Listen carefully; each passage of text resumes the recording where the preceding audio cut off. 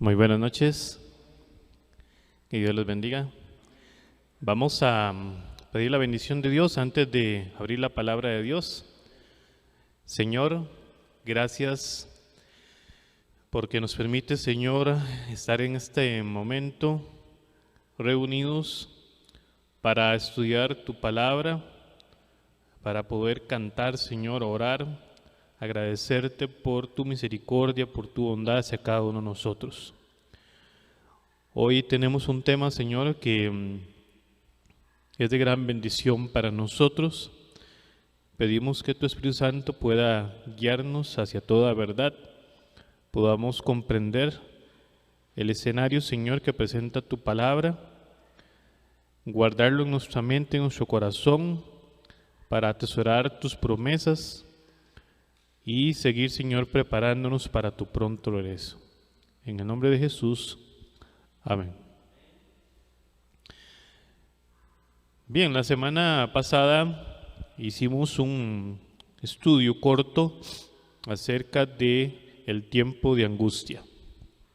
Hablamos la semana pasada un poquito sobre ese momento en el que nosotros, los cristianos, tendremos que enfrentar un periodo en el que teníamos que habernos preparado para ese momento. Es decir, nosotros no podemos dar tiempo a decir, en el tiempo de angustia, yo podré reaccionar como un cristiano, sino que es hoy cuando debo de prepararme para que cuando llegue ese momento, ya mi relación con Dios me pueda sostener en el momento más difícil. Hablamos que ese momento es un momento comparado en la palabra de Dios con la angustia de Jacob. Jacob vivió dos experiencias muy difíciles en su momento. La primera de ellas estaba relacionada con que él había robado la bendición, había robado la primogenitura de su hermano. Así que su hermano iba en dirección a buscarlo a él y Jacob estaba angustiado porque al encontrarse con su hermano él no tendría palabras para poder justificar los actos que él había cometido algún tiempo atrás. Así que eso implicaba la muerte. Él sabía que al encontrarse con su hermano y él estaba rodeado de personas que iban a ocasionar la muerte de Jacob y lógicamente de su familia. Esa era una angustia que le generaba esa situación que él había hecho tiempo atrás. Otro elemento era, ¿realmente Dios lo había perdonado? ¿Había llegado Dios a perdonar a Jacob por haber tomado tal atribución? Bueno, llegamos a la conclusión entonces de que el pueblo de Dios enfrentará esta situación de igual manera.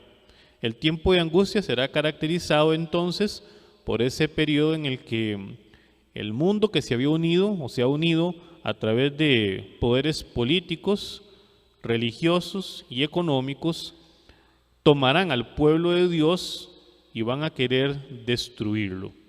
El pueblo de Dios estará escondido en las montañas, estará apartado para tratar de ser liberado de los ataques del enemigo. Pero igualmente será este momento en el que mientras están escapando de esta realidad, estarán tratando de liberarse de esta situación, pues también estará presente la otra angustia. ¿Será que Dios ha perdonado mis pecados? ¿No será que tal vez a mí se me olvidó confesar algún pecado ante la presencia de Dios y entonces pueda morir y no merecer la vida eterna? Será un tiempo de mucha angustia. Y hoy continuamos entonces con el tema la liberación del pueblo de Dios. ¿Cómo va a enfrentar el pueblo de Dios esta crisis? Vayamos al libro de Isaías, el capítulo 30. Ahí ustedes me pueden acompañar en la página oficial, en el chat oficial, perdón, de la iglesia, se envió la guía. Usted puede ir viendo la guía también, donde vienen las preguntas y los versículos que nos ayudan a tener los acontecimientos que se presentan en la liberación del pueblo de Dios. Debo de aclarar que los eventos prácticamente son simultáneos, ¿verdad? No es así como que uno pueda decir, hoy pasa esto, mañana pasa lo siguiente, pasado mañana, ¿verdad? No tenemos una forma de definirlo de eso en ese estilo, pero sí podemos nosotros ver los acontecimientos y la forma como el pueblo de Dios va a enfrentar este periodo de tiempo. Isaías capítulo 30, versículos 29 y 30. Vosotros tendréis cántico como de noche en que se celebra Pascua, y alegría de corazón como el que va con flauta para venir al monte de Jehová, al fuerte de Israel.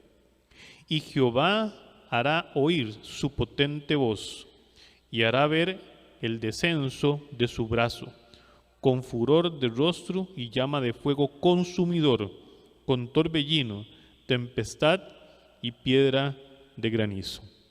Encontramos aquí que en la primera escena que se nos presenta, es que uno podría pensar que mientras el pueblo de Dios está siendo perseguido, y sí, está en angustia, uno podría decir que las personas están con un temor terrible. Bueno, exactamente en algún momento previo a la segunda venida de Cristo, el profeta Isaías nos dice que el pueblo estará feliz, estará contento, porque sabe que Jesús viene por segunda vez. ¿Qué esperanza más hermosa podemos tener nosotros desde ya? Vienen tiempos difíciles, hermanos. No podemos, como dicen, tapar el sol con un dedo. Pero esta situación que el pueblo de Dios va a enfrentar y está enfrentando, dice Lucas que cuando veamos todas estas cosas, ¿qué tenemos que hacer? Levantar nuestra cabeza, porque nuestra redención está cerca. Para el pueblo de Dios, entonces, es un momento de mucha alegría. No resulta fácil, hermanos, poder describir los acontecimientos que se van a presentar. No es tan sencillo poderlos definir en un orden tan claro como uno quisiera. Pero la palabra de Dios nos presenta un elemento que va a estar allí. Vayamos ahora al libro de Apocalipsis. Apocalipsis capítulo 16. En este capítulo encontramos un evento también que se va a dar exactamente poco antes de la venida de Cristo. Apocalipsis capítulo 16 y vamos a leer el versículo 18 y el versículo 20. Entonces hubo relámpagos y voces y truenos y un gran temblor de tierra, un terremoto tan grande cual no lo hubo jamás desde que los hombres han estado sobre la tierra. Y toda isla huyó y los montes no fueron hallados. ¿Podemos imaginar nosotros lo que significa ese terremoto que se va a dar? Donde dice la palabra de Dios que no fueron hallados algunas partes que antes existían, donde dice que toda isla huyó y los montes no fueron hallados. Tenemos nosotros la posibilidad de imaginarnos el terremoto que se va a dar. La palabra de Dios es clara y nos dice que este evento es un evento que se va a dar exactamente previo a la venida de Cristo. La palabra de Dios nos dice también que ese es un momento de gran angustia, pero ahora la angustia está centrada no en el pueblo de Dios, sino en aquellas personas que habían tenido la oportunidad de haber arreglado su vida con Dios y no lo hicieron.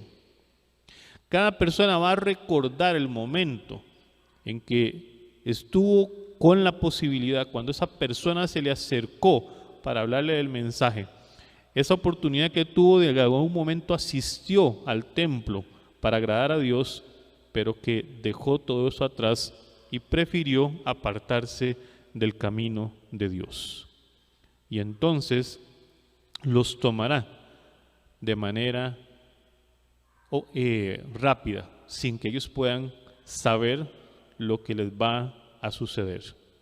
Definitivamente que esto ocasionará la muerte de muchísimas personas, no todas, porque vamos a ver ahora que un sector va a quedar en pie para ver la presencia de la venida de Dios. ¿Qué pasa también alrededor de ese terremoto, de esa situación que se da allí? El libro de Daniel, en el capítulo 12 y el versículo 2, nos dice la palabra de Dios otro mensaje también importante. Y muchos de los que duermen en el polvo de la tierra serán despertados, unos para vida eterna y otros para vergüenza y confusión perpetua. La tierra se va a mover tan fuerte, hermanos, y Dios va a resucitar a algunos. El libro de Apocalipsis, capítulo 1 y el versículo 7, nos agrega una información también importante. Apocalipsis capítulo 1 y el versículo 7. He aquí que viene con las nubes y todo ojo le verá. ¿Y quiénes son los que van a estar en pie ahí? ¿Verdad? No solamente van a estar en pie todos los que esperan a Dios que quedaron vivos. ¿Quiénes más van a estar ahí? Y los que le traspasaron, y todos los linajes de la tierra harán lamentación por él. Sí, amén. Habrá un grupo de personas que va a resucitar momentos antes de la segunda venida de Cristo, donde estas personas que también se burlaron de Jesús, aquellas personas que pusieron la corona de espinas sobre su cabeza, aquellas personas que traspasaron el cuerpo de Cristo, aquellos líderes religiosos que se burlaron de Jesús y que le dijeron: si realmente fueras el Hijo de Dios, deberías de bajar de esa cruz. Todos ellos estarán presentes en ese momento previo a la venida de Jesús. Serán testigos del último o de los últimos acontecimientos cerca de la venida de Jesús. ¿Cómo estarán esos impíos? ¿Cómo van a reaccionar? ¿Cuál va a ser las cosas que ellos van a sentir, que van a pensar en medio de esa situación donde se está dando la destrucción de la tierra? Vayamos al libro de Isaías, el capítulo 13, y vamos a leer varios versículos allí. Capítulo 13, versículo 6, y luego nos vamos a ir al capítulo 2. Dice Isaías 13, 6. Aullad, porque cerca está el día de Jehová, vendrá como asolamiento del Todopoderoso. Capítulo 2 de este mismo libro, versículos 10 al 12. Métete en la peña, escóndete en el polvo de la presencia temible de Jehová y del resplandor de su majestad. La altivez de los ojos del hombre será abatida, y la soberbia de los hombres será humillada, y Jehová solo será exaltado en aquel día. Porque día de Jehová de los ejércitos vendrá sobre todo soberbio y altivo, sobre todo enaltecido, y será abatido. Versículos 20 y 21. Aquel día arrojará el hombre a los topos y murciélagos sus ídolos de plata y sus ídolos de oro que le hicieron para que adorase, y se meterá en las hendiduras de las rocas y en las cavernas de las peñas por la presencia formidable de Jehová y por el resplandor de su majestad, cuando se levante para castigar la tierra. El profeta Isaías habla de cómo aquellos seres humanos que durante mucho tiempo Dios les dio esa oportunidad de poder reparar su vida, arreglar su vida con Él, llegará un momento en que en su desesperación pedirán, ¿verdad? Como dice aquí, poderse meter debajo de las piedras. El libro de Apocalipsis dice que pedirán a las piedras caer sobre nosotros y escondernos de la presencia de Dios. ¿Qué sentimiento, qué pensamiento habrá en este grupo de personas para llegar al punto de pedir que las piedras puedan caer sobre ellos? La presencia de Dios será una presencia que se dará visual, como leímos ahora. Todo ojo le verá. Dice Mateo que así como el relámpago sale del oriente y se extiende al occidente, así será la venida del Hijo del Hombre. Mientras eso sucede, ¿qué sucede con los hijos de Dios? Vayamos a los Salmos, capítulo 46, versículos del 1 al 3. Salmos 46, versículos del 1 al 3. Dios es nuestro amparo y fortaleza, nuestro pronto auxilio en las tribulaciones. Por tanto, no temeremos, aunque la tierra sea removida y se traspasen los montes al corazón del mar, aunque bramen y se turben sus aguas y tiemblen los montes a causa de su braveza. Este salmo toma todavía mayor sentido cuando lo vemos ubicado en este momento, donde se está llegando al momento en el que Jesús va a venir por segunda vez. Y mientras los seres humanos que han rechazado a Dios están pidiendo a las piedras caer sobre ellos, el pueblo de Dios está siendo protegido aún de ese terremoto tan gigante que está escrito en la palabra de Dios. ¿Por qué se está dando esa situación? ¿Qué fue lo que pasó por la cual se dividió a un grupo que se consideran justos y a los que se consideran impíos?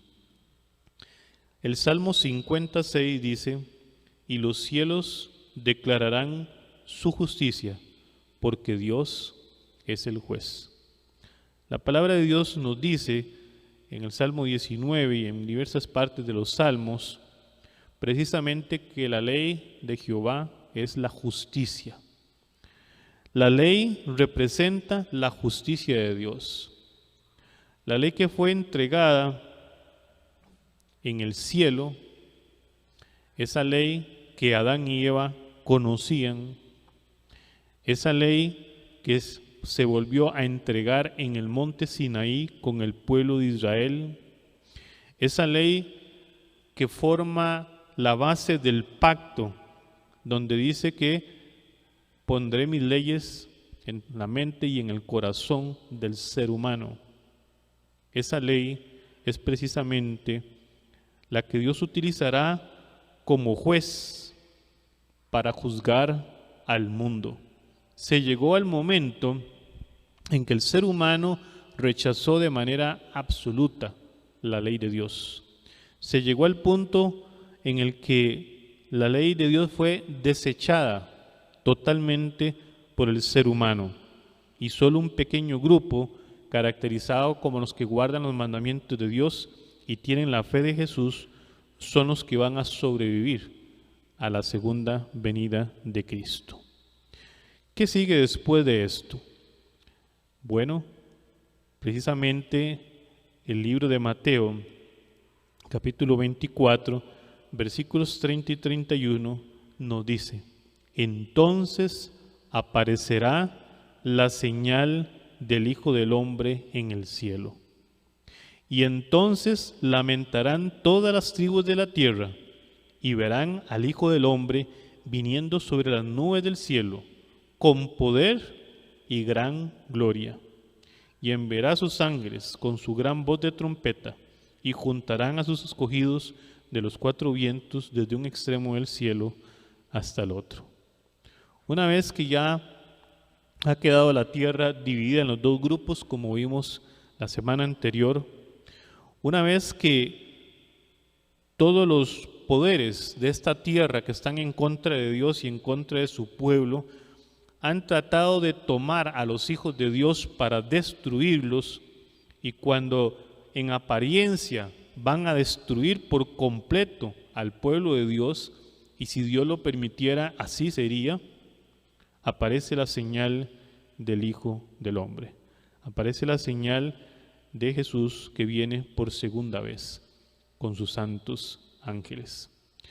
El libro de Apocalipsis nos dice también que Jesús aparecerá ahora ya no como aquel niño que nació allá en Belén, ya no ese niño indefenso, sino que el libro de Apocalipsis capítulo 19 y el versículo 16 nos presenta ahora una faceta diferente de Jesús, y en su vestidura y en su muslo tiene escrito este nombre: Rey de Reyes y Señor de Señores. Jesús se presentará ahora ya no como un ser humano indefenso, sino que se presentará como el gobernador, como el juez, el que tiene autoridad sobre todas las naciones, y entonces pagará a cada uno según sean sus obras. Apocalipsis capítulo 6 también nos describe algunas ideas que ya hemos visto, pero nos agrega otro elemento más. Capítulo 6, versículos 14 al 17. Y el cielo se desvaneció como un pergamino que se enrolla, y todo monte y toda isla se removió de su lugar. Y los reyes de la tierra, y los grandes, los ricos, los capitanes, los poderosos, y todo siervo, y todo libre, se escondieron en las cuevas y entre las peñas de los montes, y decían a los montes y a las peñas: caed sobre nosotros, y escondednos del rostro de aquel que está sentado sobre el trono, y de la ira del Cordero, porque el gran día de su ira ha llegado, ¿y quién podrá sostenerse en pie? Precisamente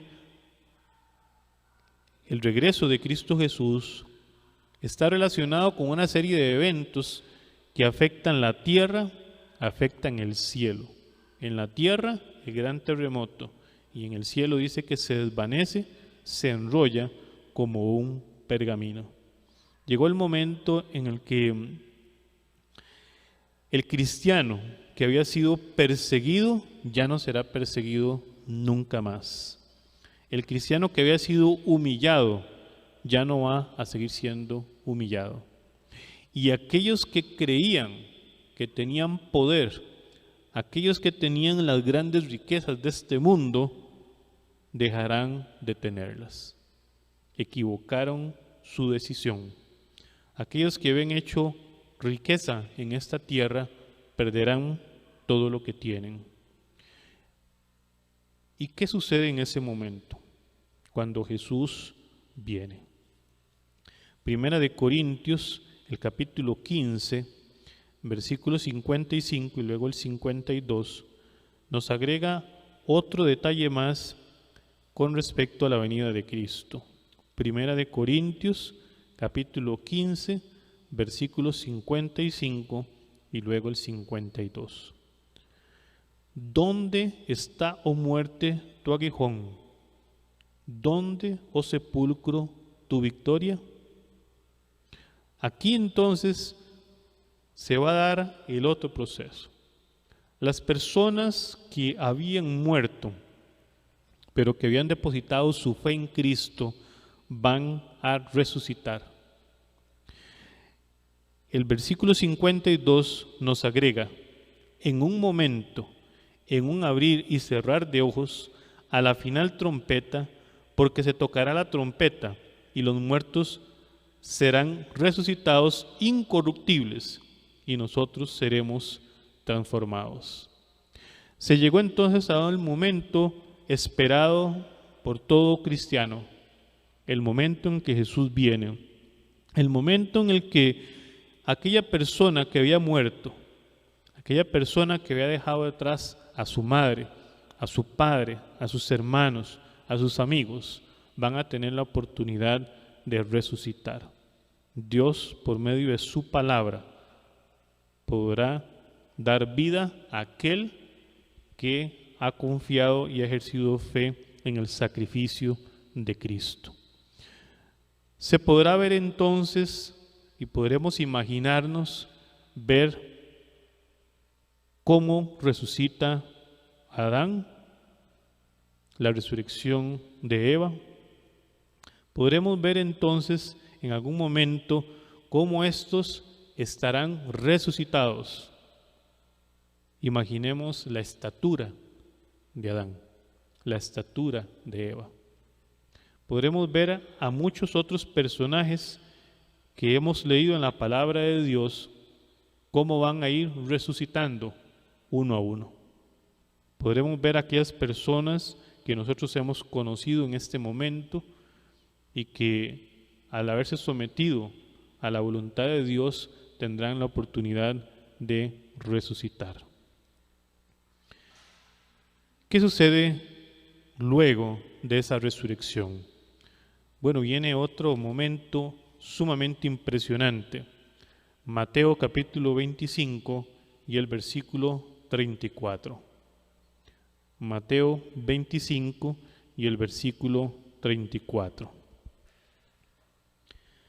Entonces el rey dirá a los de su derecha: venid, benditos de mi Padre, heredad del reino preparado para vosotros desde la fundación del mundo. El cristiano resucita, el cristiano que está vivo es transformado y empiezan a ascender al cielo. Podrán entrar al cielo juntos con Cristo Jesús. Esa es la meta de todo cristiano.